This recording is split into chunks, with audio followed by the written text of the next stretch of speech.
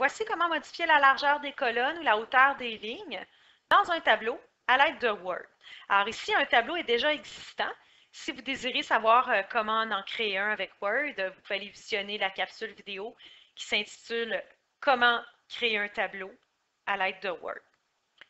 Alors, pour aller modifier les largeurs de colonnes, par exemple, on va commencer par cliquer dans le tableau, ce qui va permettre, vous allez voir ici en haut, apparaître la règle, donc en lien avec la largeur des colonnes. Alors, en cliquant dans le tableau, ça permet d'afficher cette règle-là.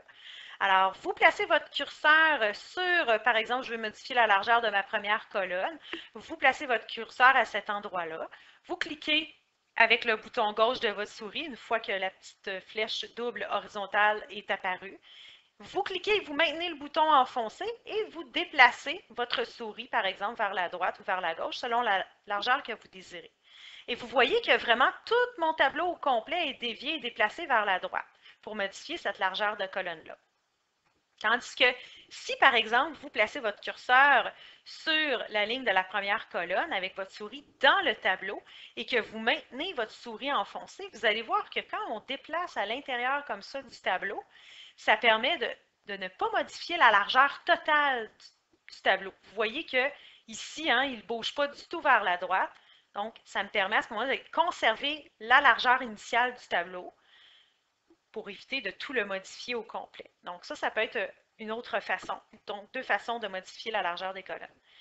Même chose pour la hauteur des lignes. Alors, vous pouvez aller vous placer, par exemple, sur la ligne pour pouvoir modifier la hauteur. Si je veux augmenter, par exemple, la hauteur de la première ligne, je maintiens le bouton gauche de ma souris enfoncée, et je déplace mon curseur.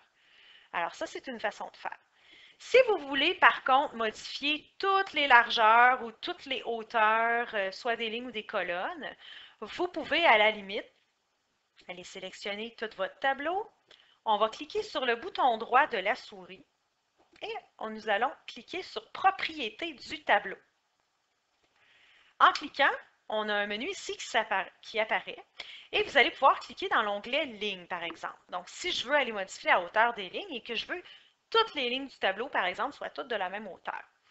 À ce moment-là, vous allez cliquer dans la hauteur des lignes, vous allez choisir Fixe et vous allez spécifier la hauteur. Si par exemple, je voudrais augmenter à 0,8 cm la hauteur de chacune des lignes.